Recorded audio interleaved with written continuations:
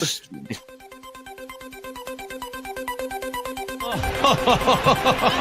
would be a Wolves fan, eh? On goes Bull. People might yet win it here for Wolves. Flash in the shot. What a goal!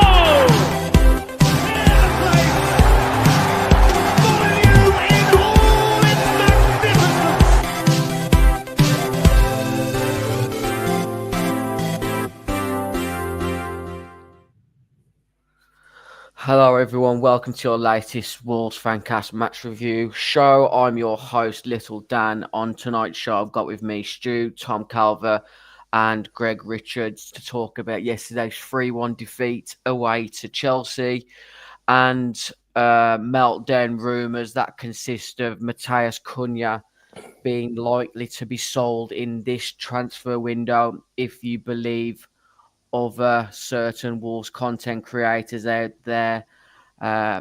Nothing 100% legit has come out apart from a few DM screenshots similar to the ones in previous years where we've been concrete signing the likes of Gonzalo Ramos, Pepe was coming. Don't believe everything you read until you yourself see a legitimate source come through with the news that Matheus Cunha is leaving Wolves this transfer window. Me myself, I can't see it happening. You can talk about previous years about Stolasol back and having paint thrown over his car and certain things like that. Jeff Shee, if you let Matheus Cunha go this January transfer window, may God have mercy on your soul, my friend. Ned. Welcome to tonight's show in association with the Sports Social Podcast Network, FCQUIZ.APP and the Bostin Coffee vending company. As I mentioned, just if you didn't see it yesterday, we ran out 3-1 losers away to Chelsea. Another frustrating night, conceding 3 goals in 3 consecutive league losses is just not what we can stomach. I think it got to a point last night where I wasn't even angry, Tom. We watched the match together and there wasn't really anger. It wasn't really disappointment. It's just becoming the norm now, isn't it? Where Wolves just ship out goals for fun and we try and muster a fight. But all in all, after the 90 minutes, we don't deserve anything but the defeat. It's just so apathetic. It's like, you know, I feel like a boxer, like at the end of his career, he's just taking so many batterings to the head, he just can't be fucking bothered anymore.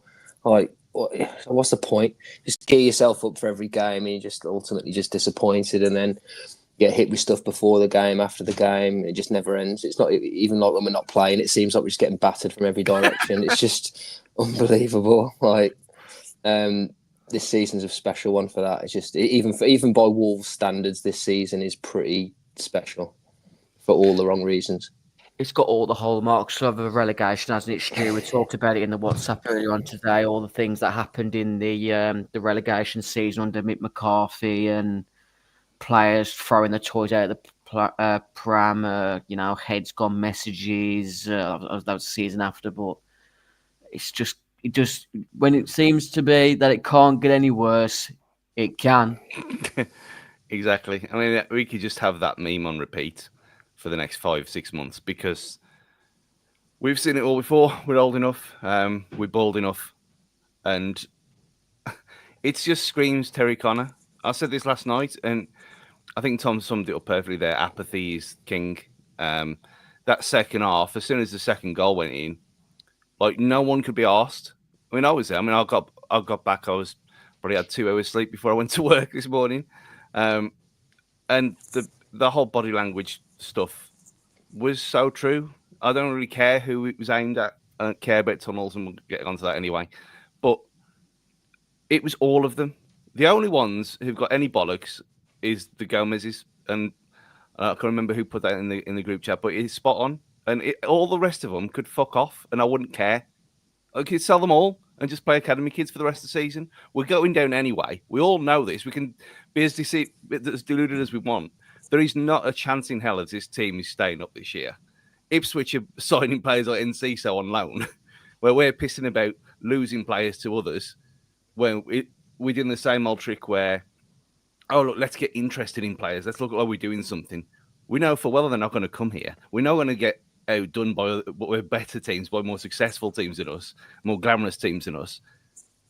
We get linked with rejects at Villa, and then the next day, they've gone as well. I don't even want him here. It's just the fact that, okay, Wolves are involved. We know he's not going to come. We've seen this script so many times. We've said it for 4 years in a row.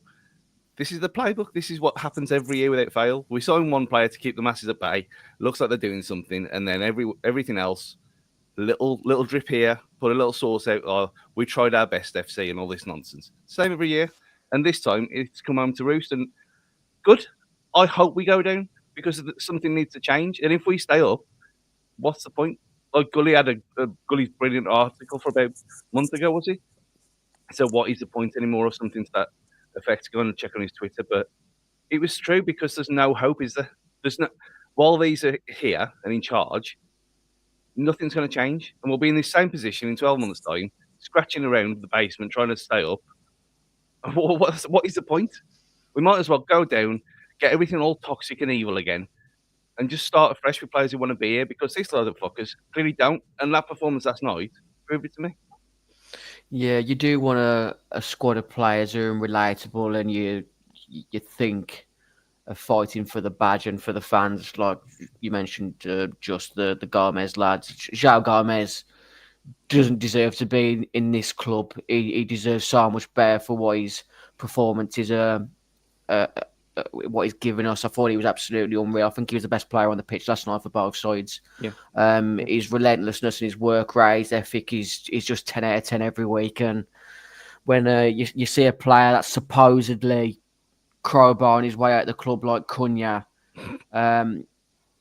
this is the sort of player that should be leading the likes of Andre and João Gomez, but that he should be setting the example for those two, and Pedro Lima. And to be wearing the captaincy armband in the last couple of games, and the attitude that he's shown on social media, how he loves this club and he doesn't want to leave, when he was linked, liking that Man United post on Instagram the other week and whatnot. It's all starting to suggest a different attitude behind the scenes with Matheus, and I'm hoping it's not as clear cut as he's literally trying to force a move out of the club, because our Premiership survival for me is all resting on him. I said it on another episode that I think it's all down to who scores the most goals between him and Liam Delap, who stayed up between Wolves and Ipswich. I think Leicester and Southampton are gone. I think it's between us and Ipswich. You said it before, Stu. Everton ain't going to get dragged into it. Yeah, they've got David Moyes now. They'll be pragmatic. They're still defensively quite decent. Greg, I'm going to bring you in. It's been 8 minutes of just meltdown at the moment. Where are you mentally with Wolves on the back of what's come out in the last sort of half an hour and last night's defeat? I think we're all in the same place, which is, in a weird way, adversity unites us as a fan base. And as Stu said, this is not uncharted territory for us as a fan base. We've seen it before, and we know what the signs look like. One person I would like to call out on top of João Gomez is the other Gomez, Rodrigo Gomez, who I do think has energy, does want to commit, and does want to move forward. I felt he was unlucky to be taken out of the side. And I do think that he, shows that passion, that energy, and move forward. And the rest, as you say, Stu, I don't think I could have put it better. The rest can do one as far as I'm concerned. But you've got to start with the basics. And we see the same mistakes, the same types of goals being conceded time and time again. We are a Premier League team and we've got a right back playing centre half. Now, he scored some goals and he's not for lack of commitment, so I'm not going to knock that. But as a Premier League team that's been in the Premier League for a long time now, we shouldn't be in that situation. I mean, you see it down at Spurs. You see them playing centre midfielders at centre back, and what's happening? They're conceding goals left, right and centre as well. And we're in the same boat. Now, don't get me wrong. Spurs are a much stronger outfit than us, and we'll weather their storm a lot better than we will. But those are the realities. Saar had one of his games again, and me saying that, you all know what I mean by when I say he's saying that. I feel he's inconsistent, he's flappy, he doesn't bring confidence. And I just don't think we have any leaders anymore. You look at the team under Nuno, you could name 4 or 5 of those players, Moutinho, Neves, even someone like Saiss would lead and call and shout. We haven't got that in the team. You can see it, and there's players looking at each other. You've got you've got fullbacks now. I understand why he switched to fullbacks last night, because Madueke was running riot on the right wing until he swapped them over. I mean, Nori wasn't within 15 yards of him. I mean, I could have gone and played out right wing at that point, the amount of space he had. And I'm definitely getting on a bit. So you start to, he's trying to make changes. He's trying to, and then as you say, Dan, I think the problem is if you've got all these players saying, I want out, I'd hate to think what the environment is in that dressing room at the moment is for the club. You've got Lamine in there, who was the previous captain, that's saying, I want out, I'm not here, I'm not interested. You've got Cunha, who may or may not be following a similar path. I'm going to give him slightly more of a pass at the moment if he legitimately had flu and was just recovering from that. But again, the actions aren't there. I'm guessing making excuses for performance. You look at thanks for bringing the graphic. You look at Sarabia. He's a player that we've talked about being out. I don't think he did anything, to be honest. In fact, I forgot he was on the pitch for the first 20, 25 minutes. So I think tactically he's out of shape. I think we should be playing with, rather than this 5-2-3 with 2 number 10s or whatever, or that kind of variation, which is kind of similar to what Bruno Lage did. I think we need 3 in the centre midfield right now. And I would place Cunha off Strand Larsen as the 2 kind of thing. And I'd go solid, because we can't defend. We need those 3 in there. So I think Andre, I feel, plays better when he's got the 3. So he plays as the 6, and then you've got kind of 2 8s. And I think that kind of triangle works better for us. I felt that we got overrun at times. Again, whether that's fitness or whatever. But I think that's where we need to kind of switch to try and rescue any of this. But as Stu said, I think for me, it's the same kind of noises, the same kind of vibe, the same kind of atmosphere, the same kind of challenges.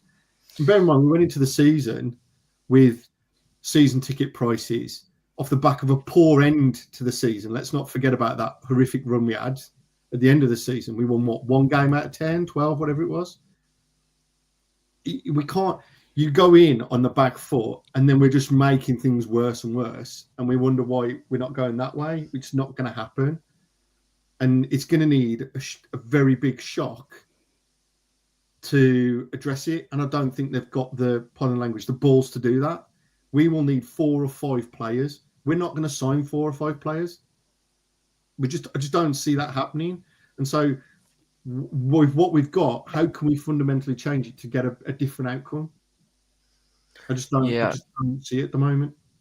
We watched it together, didn't we, Tom? And I think everyone was surprised that Pablo Sarabia came into the starting lineup last night. Rodrigo Gomez has been unfortunate to not start the last 2 games. But let's touch on Mario Lemina for a second. After the Newcastle game, it was said that Mario Lemina had apologised and he'd apologised from his heart, and he was willing to fight again for the team, yet found himself not in the match day squad. Was that PR from Vitor Pereira in your opinion, or has there something else happened in between the Newcastle game and last night? I get the impression that if you piss off Pereira, he ain't going to stand for it. So I think once you're out, you're out. I get that sort of impression. I mean, it's clear if Lemina doesn't want to be there, then let's just cut our losses and get shot. I mean, he doesn't get in our best 11 anyway. But we go back on that, talking about Lemina on the leadership thing. So we've lost a captain a season, I think, for the last 3 or 4 seasons. We're going to lose the one that we appointed this season in January. And then Semedo, I can't see staying beyond this season. So we're going to lose something like 6 captains or, would-be captains in 4 seasons. What club does that? It's absolutely bonkers. And you've got no one there. You can't look at that team there. You can't pick a leader in that team. Not even one. It's unbelievable. Then, we're playing Doherty right centre half, which again, not knocking him. But for that reason, you've got to play Agbadu out of position. So the one new signing you've actually made, you're playing him out of position. He clearly needs to be on the right-hand side of that 3. Because his distribution is just shot on that side. Every time he wanted to keep cutting inside on the right and sort of whipping it, it just didn't make any sense. And then obviously we inverted the fullbacks, which did nullify Chelsea to a certain extent, but then it nullified us going forward because Noni and Semedo had to cut inside all the time. So, you're solving, allegedly, trying to solve one problem and creating another couple. So I just can't see. We've got to get either different players or, like Greg says, you've got to change the system somehow, because something's got to change. And yeah, as for Sarabia, I mean, whether it's him, Hwang, Bellegarde, Forbes, they might as well not be on the pitch because they've done nothing this season whatsoever. I mean, one of the problems as well that no one's really thought about, that you look at these these are the defenders, bar Kilman, who were pretty decent last season up until the February meltdown, and then what changes there? And you look at Gary's mad pre-season of madness. Who even knows what was going on? Training 3 times a week, etc. But every time we cleared the ball yesterday, it just came straight back. There was nothing. There was nothing. It was like the anti-Velcro up there. It was like nothing worked. And you've got 3 players there up front who did fuck all. Strand Larsen looks completely shot already. We've got no replacement for him. I mean, I'd genuinely go into the Arsenal game. I'd play Hwang through the middle. I know how stupid that sounds, but you play him there, play Rodrigo Gomez, maybe put Ait-Nouri up on the left, or do something else, because this is clearly not working. And if we're playing inverted wing backs anyway, you're not putting balls into the box. Let's just try and walk it in again. Let's just go back to our Portugal FC stuff and play that way, because having a target man and not using him as a target man is completely pointless. And we all saw the stats of him, his hold-up play, was it 3 or 4 weeks ago, where he was miles out in front of everyone else. And then ever since then, since Totti got injured and everything's all changed, he doesn't get any service. And when he does get service, it's bouncing 5 yards off him, which, when he's getting no playing time anyway, it's hardly a surprise. So I think it's more than just the defence. It's the entire team is fucked. Can't disagree. I think there's a lot of this team and that void of confidence. A few of them look burnt out physically. I think Strand Larsen's come to the sort of, he needs a break now, but we've got no other option. And like you said, it might be that we have to play Hwang through the middle against Arsenal or Guedes. I can't take to Guedes. I thought he had another awful performance last night. For a grown man of Guedes who's played, hundreds of professional appearances now, a player who's afraid of impact before a player's even anywhere near impacting him is unforgivable for me. It reminds me when I played Sunday League myself and I was shit scared of being hit by the bigger boys. It literally feels like that. He's afraid of impact. And I think there's a few, I think Gully mentioned on his tweet today, set pieces. We've conceded 19 in 22 league games now. And a lot of these Wolves players that you can see on the screen there don't want to head the ball. The ball comes in the box and they don't physically want to win that ball. They're happy to zone or mark and hope it bounces off the red so they don't have to move the neck towards it. Apart from Agbadou, like I said, none of them want to put the red on it. And we conceded 10 last season. The entire last season, we conceded 10 from set pieces. How is that possible? With just one man missing. It's unforgivable. It doesn't add up how we've become so poor on set pieces, and I don't think he's the type of player that Vitor Pereira wants to play. But he might have to throw Dawson back in the way we were conceding goals. He didn't really give himself much of a say to get more minutes after the Tottenham game, Dawson, but he's pretty much doing what Agbadou's doing at left centre back in that game. I think if you could put Agbadou back to right centre half, or you put Brent out to right centre half, put Dawson through the middle, I think he needs to do something different with this back three at the moment. But like you said, when Strand Larsen can't hold anything up and it's just wave after wave of the ball coming back towards our defence, you can see why we're conceding 3 goals every 3 games, because we're just not good enough defensively to withstand the attacks of the teams in the top 6 who are pushing for titles. You can roughly see it on the screen there, the form table, and you look after sort of Tottenham. It's a lot of red L's, and that just shows the calibre of teams that we're playing around, and the teams above us have just got so much more abundance in the final third that I'm genuinely concerned now. I thought we had too much in the final third compared to the other teams around us, but I'm genuinely concerned now for us as a club. And I've mentioned it before, we're the type of club to go back-to-back with relegations. I think the toxicity is always rising. Cunha goes this month, and it will be similar to that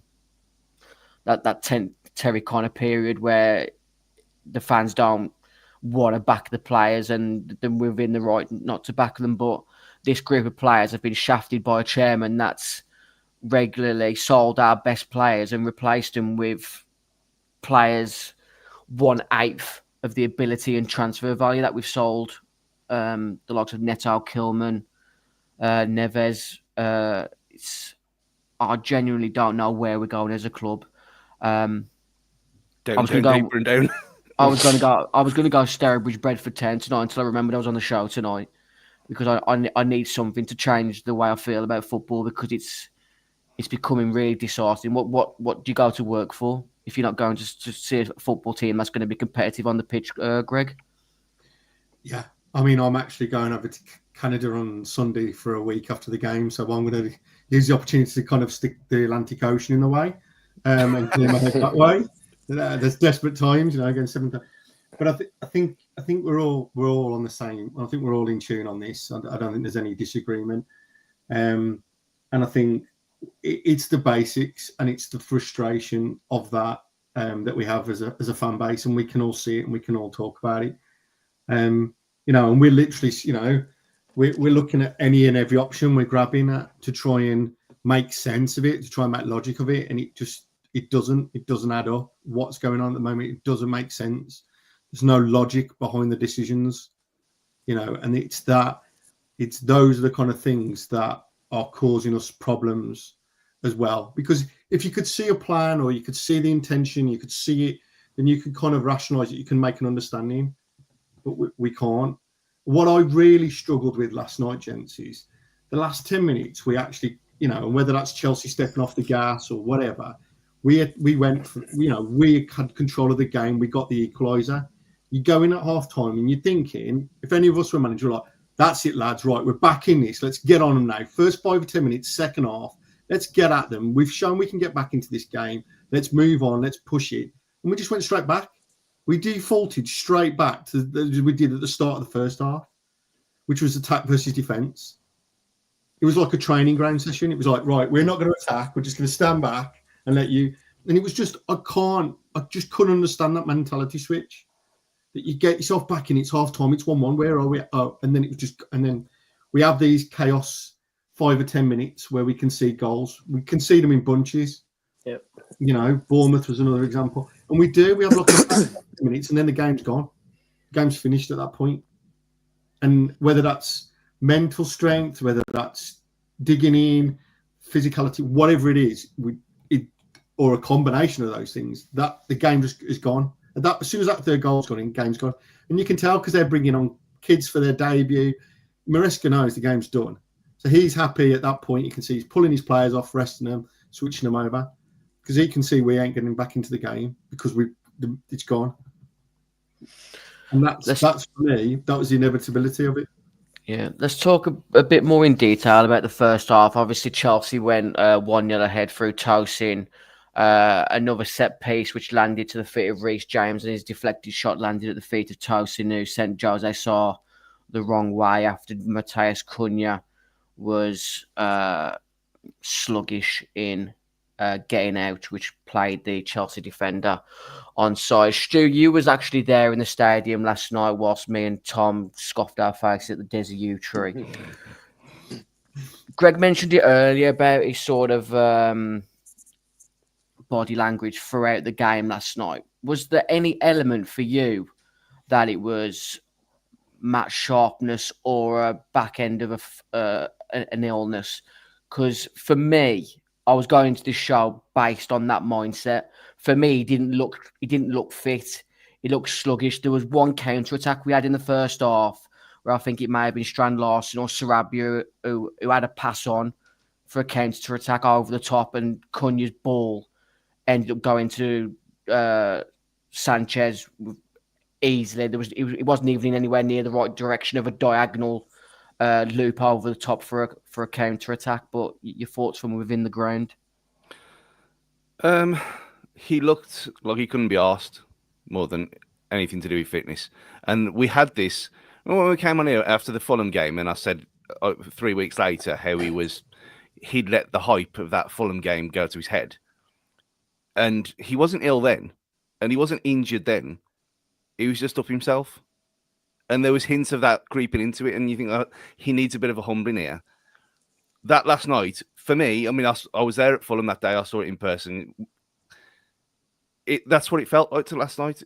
He looked like he couldn't be arsed, and he looked like he didn't want to get injured more than anything else. And that was the case for a lot of them, not just him. It was, like Greg said, it felt like a training game. There was no intensity, there was no pressing. And when they did kind of rush, Strand Larsen did it a couple of times, there was no one going with him. So what's the point? It's like you're just burning yourself into the ground for no reason. It's going to pass around you. And when you got a keeper like Sanchez, who's mental, and he gave us the goal anyway, you put your pressure on him and you charge him down, and we didn't do anything like that. And you can see Pereira on the sideline, but they're already not listening to him. And you look at him and you think, okay, this is a guy who takes no shit. And it's no surprise now that, look at all Ed put it in the comments first straight away, rats leaving the sinking ship, because as soon as they've been told something they don't want to do, they don't like it, do they? They're all crying off. And it's like, well, if you don't want to be here, then go away. We don't want you here, however good you are. This group of players have had it way too good for too long. And last night looked like the combination of all of this, the whole season in one thing, where they just didn't look arsed. And I don't think it was anything to do with illness. I don't think it was anything to do with fitness. I just think they're just weak. And Cunha was the epitome of that. Yeah, like I said, you was there in the stadium. You saw it firsthand. My impression was that he wasn't fit. He was possibly ill. He realised he fucked up for their first goal by leaving Tosin offside, and then we go behind, and then it's just, oh well, we're shit. Fuck this. I'm just gonna just down tools to a degree. And there was one instance, wasn't there, in the second half where Strand Larsen had a shot which Sanchez saved comfortably at the first half, and Cunha had one of his tantrums because it wasn't laid across the box. It was exactly like what Neto, the last 6 months of Neto, when he was acting like a spoilt child. It's exactly the same. And I called him out on here as well. And fair play, he got a lot of abuse in the first half. That was probably the best part of the day. Just giving that little rat some shit. But we've seen it all before. We keep saying the same thing. We've seen it before. And his attitude, regardless if he was ill, if you're ill, you try harder to mask the fact that you're ill. That's what people do at work. And he was the opposite of that. He's like you summed it up perfectly there, tantrums. He was acting like a toddler. You put the great in Great Britain, you do, Stu, because when I'm ill at work, I don't fucking work hard. I'll tell you that. Well, this is why Wetherspoons is the greatest company in the world. Carry on.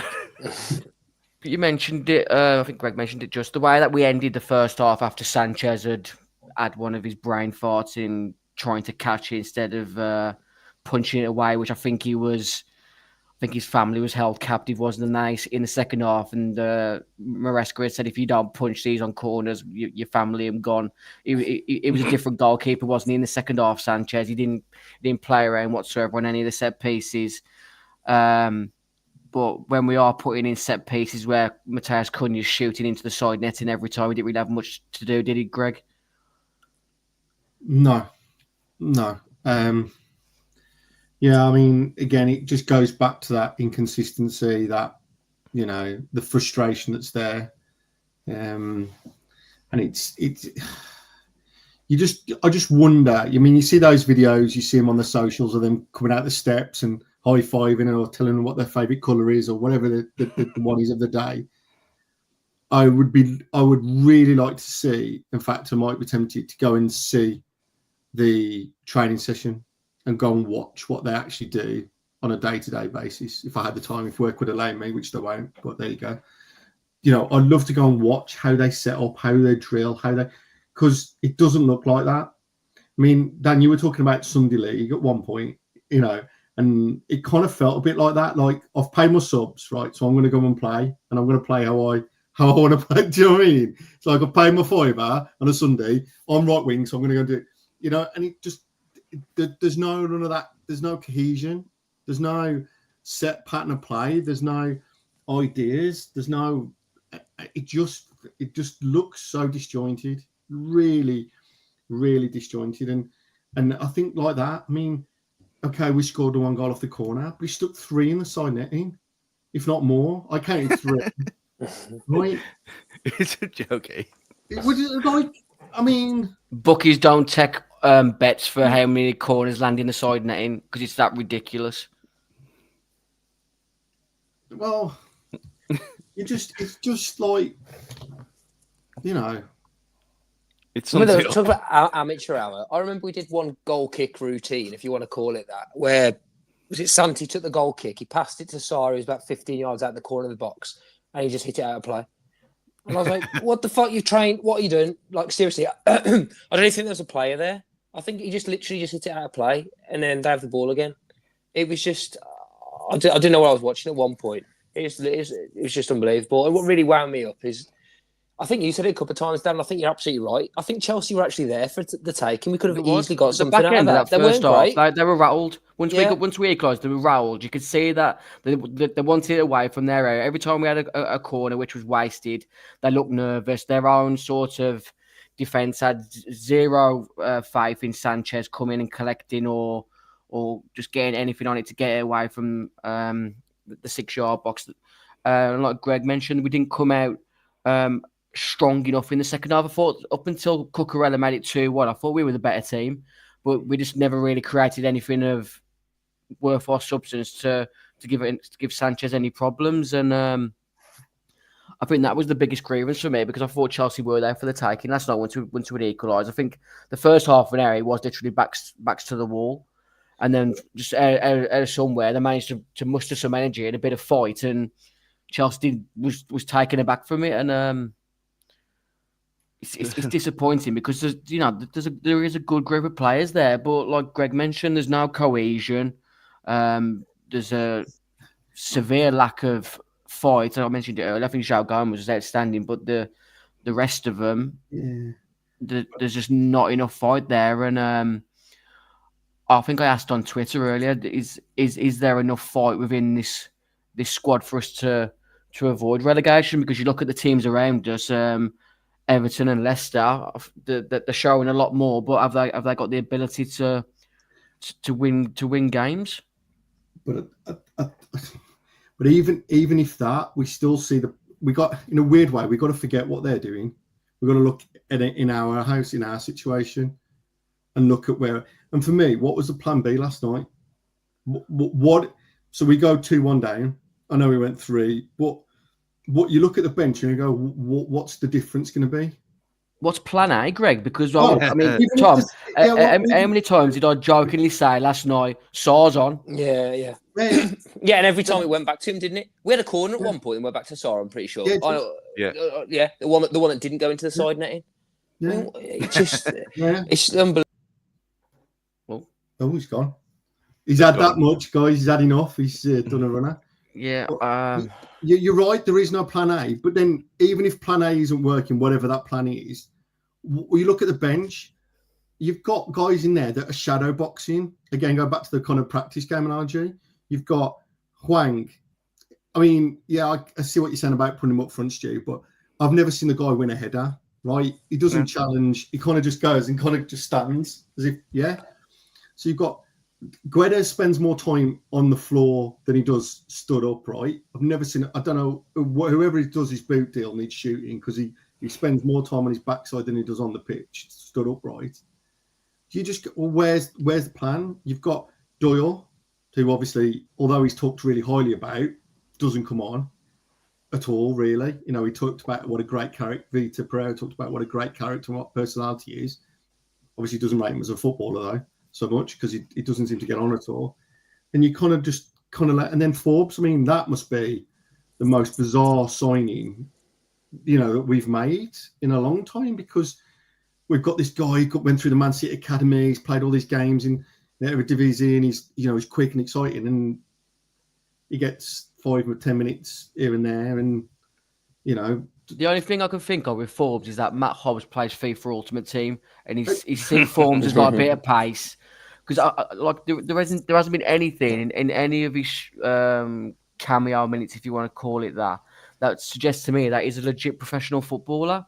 He's he's jittery. I said before, he's like Aaron Lennon. He's all over the place. He looks like he's running fast, but he ain't really going anywhere with it. I think he's like a few people are saying in the comment section tonight, and Stu's mentioned earlier, he might have to get to the point now where we've got to play players who've got fight, regardless of whether they're any good, because the players that you're relying on who've shown fight in the past, Mario Lemina, Matheus Cunha, they don't want it now. You've just got to be careful. I agree with the sentiment behind it, and Stu, and you called that out. I'd rather go and cheer on 11 blokes that give a shit than 11 that are just sat there. The only problem you're going to have is you don't want to tarnish young players if they start playing and they're slapped every week. You know what I mean? If you're 18, 19 and you're going into a team and they're getting, let's be honest, if we have some of them, we could get some, I'm already looking at Villa, Arsenal. I mean, if you start playing some kids in there, you could get some really damaging results.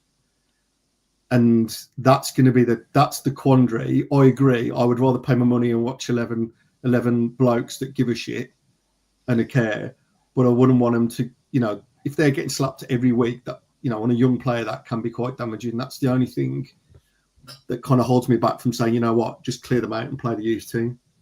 I'm not necessarily even saying our youth team. Just go. There's such a thing as loan players that we've seemed to have forgotten all about, other than fucking wank like Forbes, who's here for, like Brett said there, is that a homegrown taxing just so we can fill a space? Because otherwise, it doesn't make any sense otherwise. No. But we have the ability to loan other players. We don't have to pay for them, loan them.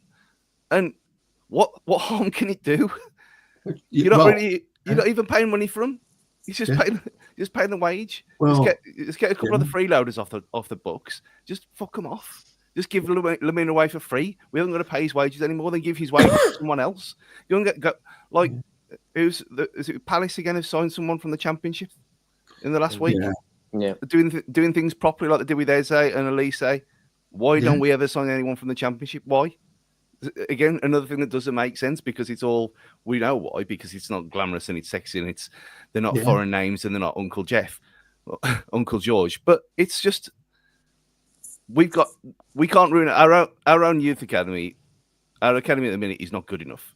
We all know, we talked about that before, about it being downgraded because who have we produced in the last 10 years, let alone 5. So them players are not good enough anyway. But there's nothing. We've paid for players. I mean, if you look at some of the players that we've brought into the youth academy, if you look, a lot of them, they've come from out of Liverpool or Man City or come out of these other academies. Again, interesting ones, like Kundal and, who's the other centre midfielder that we had? Hodge. He was out of Man City. And yet they've just disappeared. Presumably not good enough, but like you say, Stu, it does show as a bit of an indictment of that there doesn't seem to be anyone there. We bring through these others. I mean, was it Chimey we bought from? Was it Ipswich that he came out of or somewhere? Yeah. So we tend to buy them in really as a rather than the Gibbs White type situation where we've actually fully developed the player. We tend to bring them in, first year scholarship type. But it's just immensely frustrating. And the reality is I couldn't agree more with Palace. I read an article on that earlier today, and there's quite a few. I mean, you called out a couple of ones, but they seem to. I mean, was the other one Wharton? Was it out of Blackburn? Yeah, Blackburn. Yeah, from last January as well.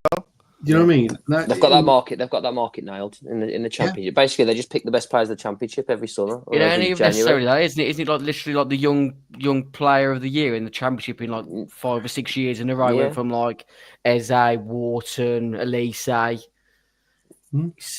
and I think it was about 10 million they got him from, didn't they, or something? This new guy. So and we've allegedly got to spend that on Forbes. I don't get it. Unless they have to scout in Portugal, they ain't fucking bothered. Yeah, how does an investment firm not understand the money to be made from the academy? It should be Fosun's plan A. We've talked about football all of our lives. How have Fosun gone from taking us to Europa League quarter-final to where we are now? Is Nuno that much of a godsend that he had the club running way beyond its it's levels, because I don't see how we've fallen so far. Obviously, we had the links to George Mendes, and obviously he brought in an elite clientele of players from, Martino, Patricio, Neves, Jota.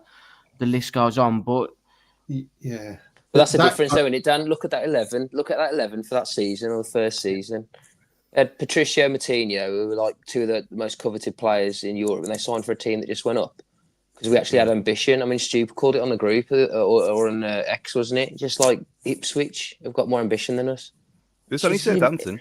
It's just embarrassing. Like surely they can see what's happening. Like, surely, they can't be so stupid to see what every season we get a little bit worse, and then there'll be one where it just goes.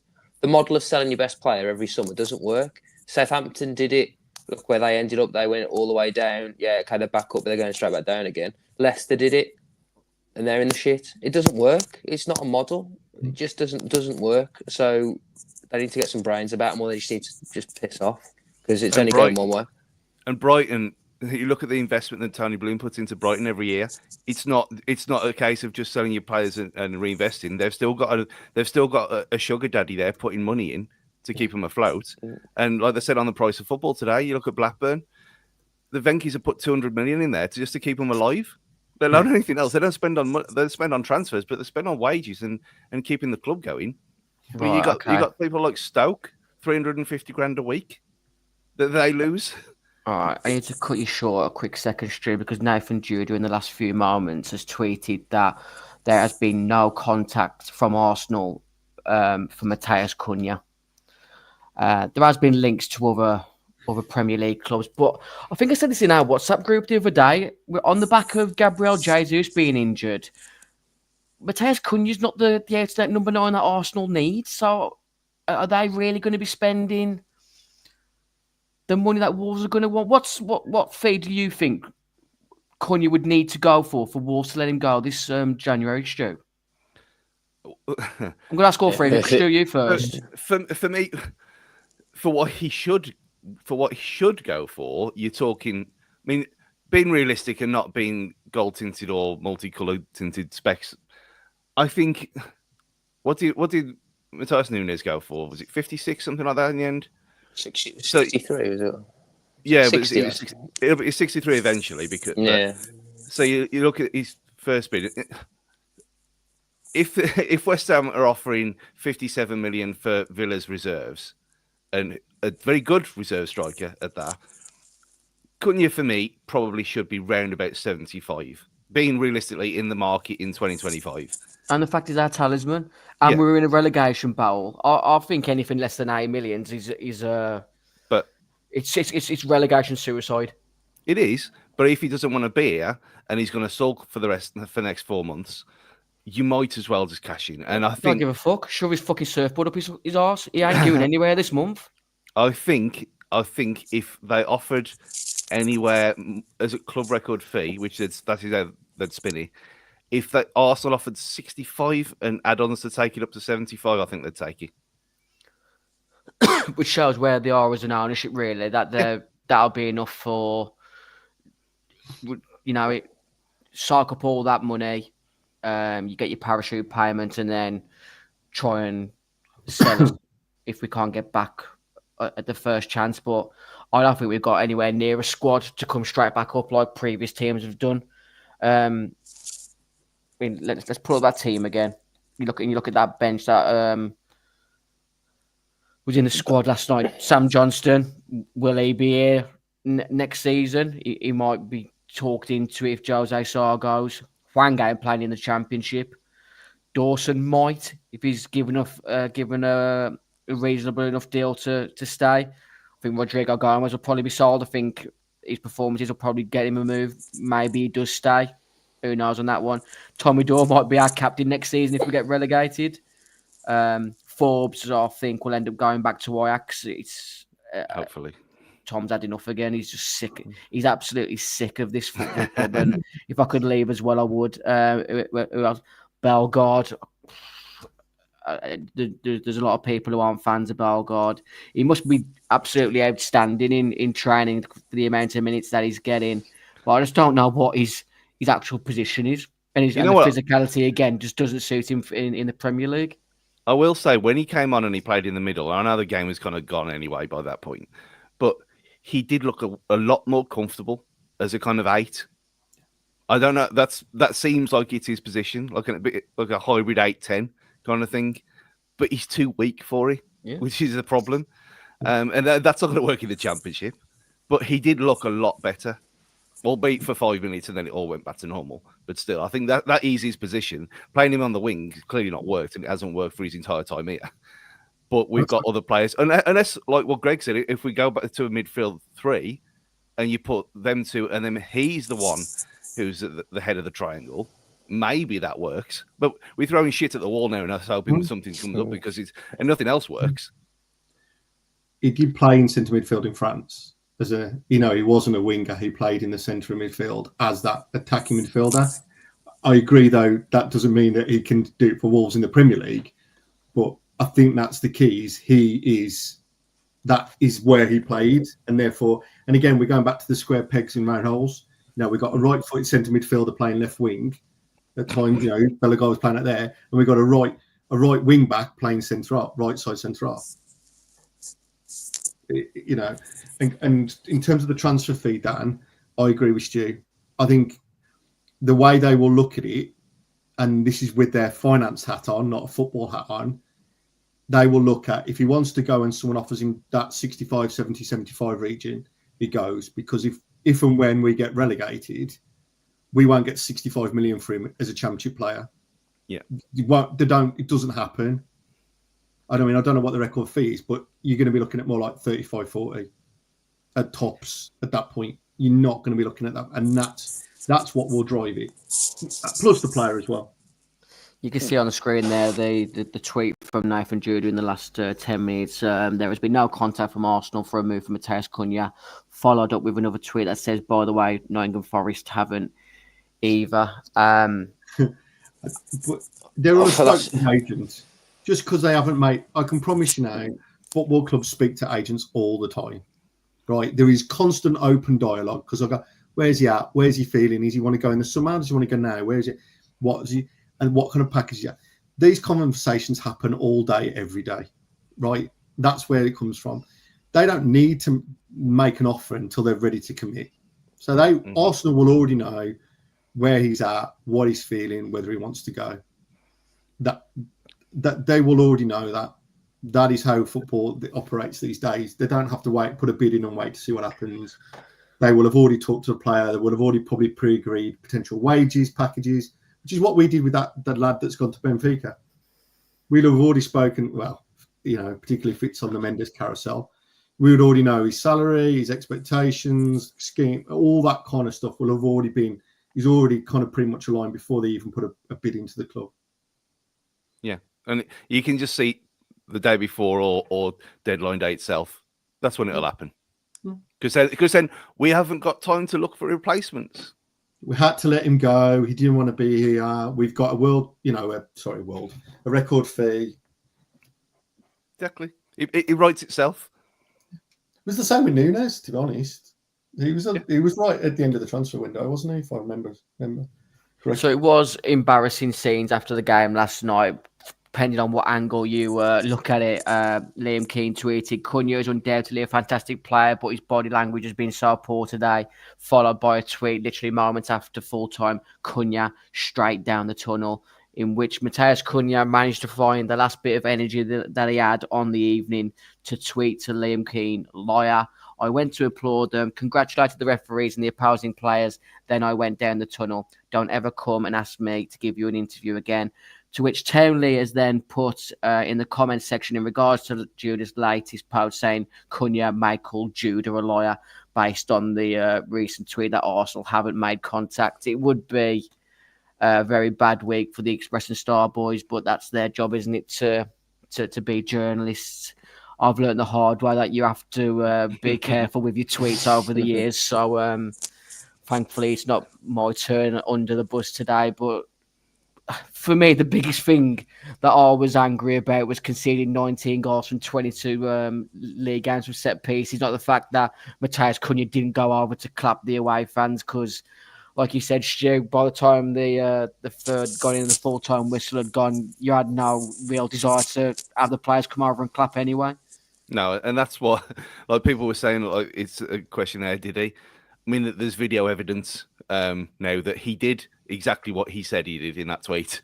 That he did. He didn't come over all the way. He came like to the edge of the centre circle, but it wasn't like a hollow gesture. He clapped enough.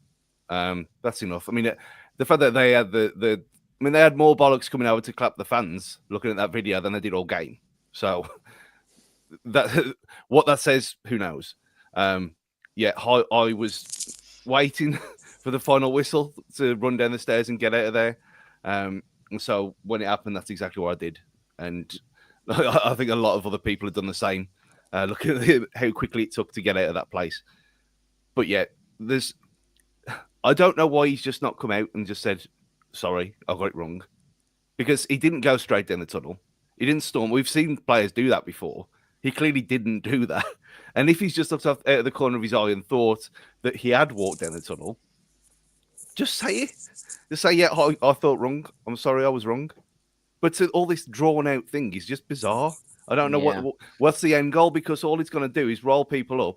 You're not just going to get clicks on the poddy on Thursday for this. It's not worth it, is it? It's like, well, you're a journalist. I fuck up all the time, weekly. That's some of the things that I say. It's just the way it is. You put yourself out there, you take the flak, and you move on. But you have to admit when you're wrong, and he was wrong. Yeah. Nathan Judah did advertise their upcoming show or show that's already been released today, followed by a tweet saying, I'm sure Liam will be addressing the situation last night in the near future for those asking. It's like I said, the near future's long gone. You should have said something by now. The fact that like Wolves' biggest star player has basically told you and your company that you can forget about getting interviews is not good. Tom, we couldn't get out of the desert YouTube quick enough last night after I paid for the bill.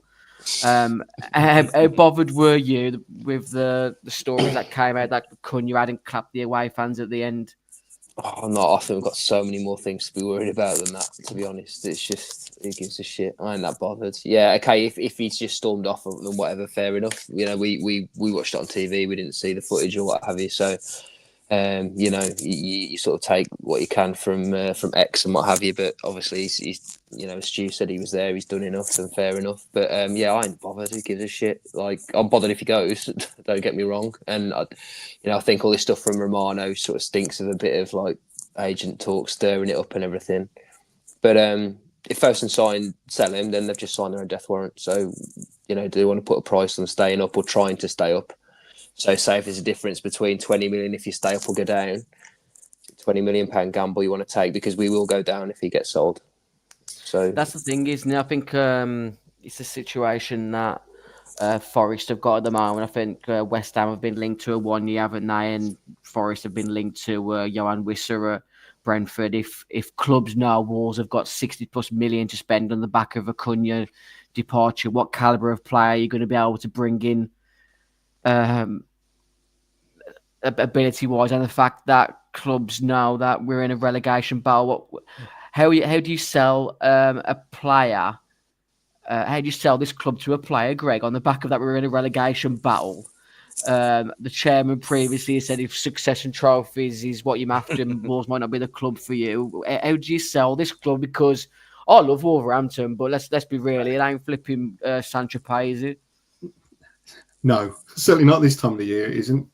Crikey. No, I think that's a hard one. But why did we, going back to what Stu and Tom were talking about earlier, look at the players we brought in previously, because we had a vision. There was a plan there. There was a strategy. There was a project. You could see it. I don't know what the yeah. We should go and spend some. We should just go out, spend all the Cunha money on that Portuguese striker Las Palmas ago. But, you know, I think for me, you've got to then start. Your model's broke. The recruitment model is broken. We can all agree that. So we've got to take a step back and go, right, do we go and try and get the players out the Championship that would potentially be interested in taking a step up? Because for them, it's a step up. It's a bigger club. It's a chance to put them in the shop window. And if they drop that, perhaps that is an option. Whether Palace have exhausted that option by going in as they have done, maybe they have. The other option is you go out to the foreign market and you get players in from there, which again, you run the risk of more mercenary attitude, but you'll be able to pay them more than they'll ever pay in the domestic league. That's the one thing a Premier League team will do, with the exception of maybe Saudi, is you can pretty much outbid most other teams on salary. But it's not easy, and you're running the risk of, our model at the moment is pretty. Well, no, it's not pretty. It's horrific bringing some of the players in that we are bringing in. So there is no easy answer. There is nothing that I can see.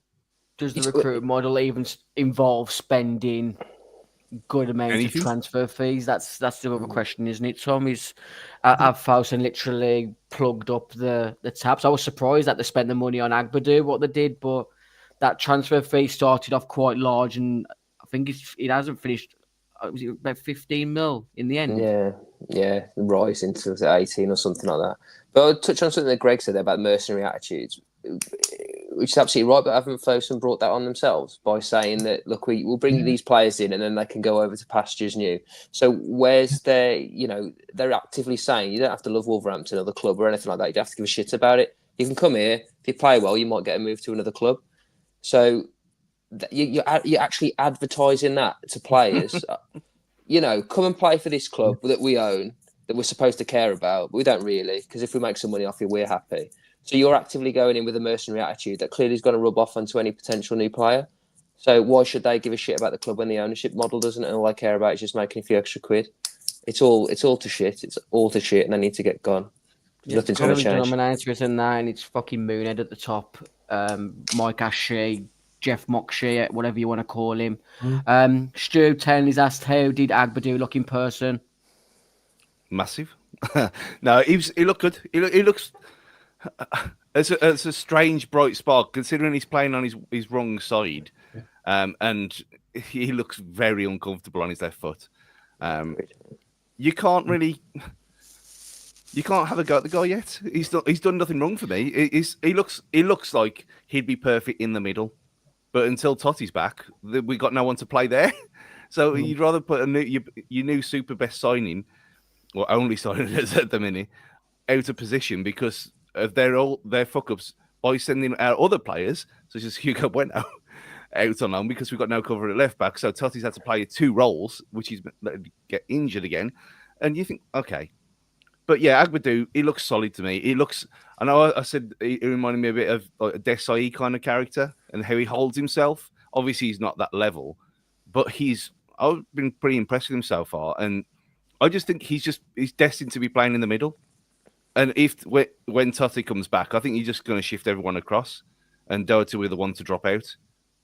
And you put Bueno back on the right side. If it doesn't work, bring Doherty back in, because just play players where they're comfortable playing would be a start. Yeah, I've been happy with his minutes that he's played so far. You got to take into account he hasn't really had many training sessions. Never mind, they had to travel to Newcastle, didn't they? He hasn't really had much time to acclimatise to the league yet. Never mind, sort of get used to which one of his teammates is going to fuck up next. Maximus Wright commented saying, Carlos from Villa, anything in that in the last sort of half an hour. Nathan Judas also tweeted, contrary to reports, Wolves did not agree a £10 million deal with Aston Villa for Diego Carlos before his agreed fee to Fenerbahce. So this is the thing, that the transfer links have gone pretty quiet, haven't they, in the last week since Manu ended up at Benfica.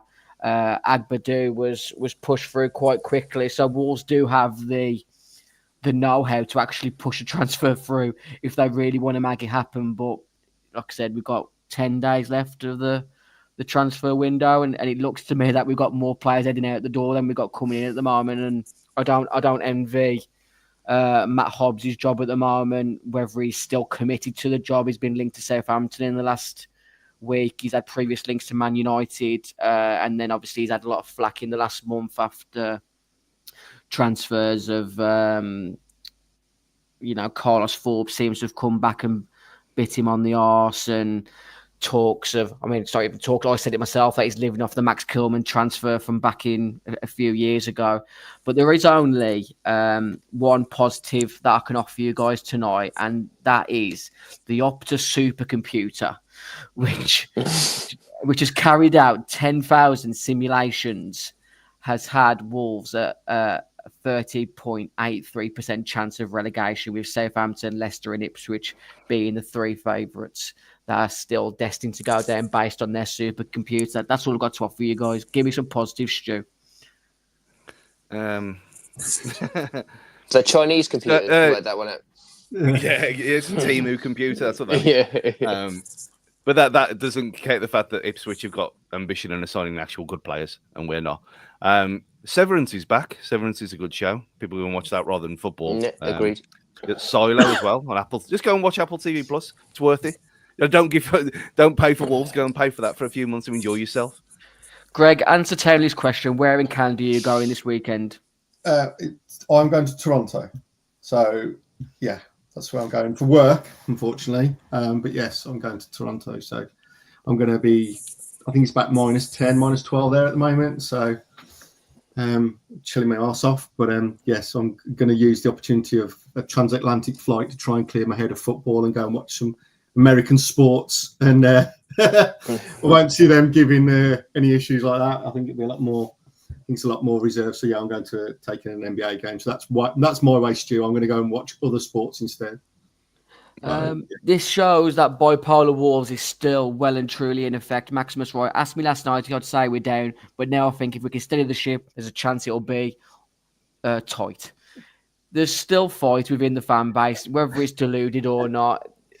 Only the next few hours and days and the next 10 days before the transfer window closes, we'll probably know more.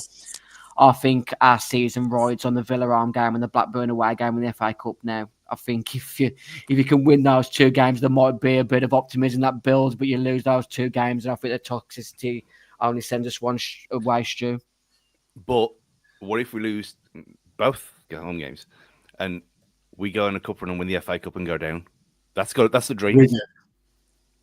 It's a dream. It's not happening, but it's all we have. You want positivity, Dan? He's giving you some positivity. You want because you know what will happen? We'll lose the next two home games, and then we'll get to a flipping FA Cup semi-final, and then we'll flipping lose after being like 3-0 up against flipping. Oh no, flipping no! Millwall still in it. Some random championship side that's gone on a bit of run. We're never going to win anything, but we can hope. That should be our motto. Replace our darkness come with light. You need to get Matt Doherty on the anytime goal scorer now. He seems to have found his form, so that might be the other one. Try and see if we can win a few bit of money off the bookies. Put Doherty up front. Why not? We said this last year. It never Stephen Ward, the full-back team striker. I'm not sure who it was who shared the Premier League statistics from this season that Matt Doherty's got better goals, assists, clean sheets, and less yellow cards than what Pedro Neto has this season. I think we've had Chelsea's pants down, and he got a lot of abuse, didn't he, last night, Stu, in that when he got substituted. And from what I gather, a lot of the Chelsea fan base are not overly keen on Pedro. Well, you behave like a rat, you get treated like one. Same as Nunes. And his celebration was out of order. And there was no need for that. And there's ways to behave. And yeah, people might say, oh yeah, we're spoilt and it's one of them things, players move on. Yeah, fine, whatever. But Jota's been nothing but respectful every time he's come back.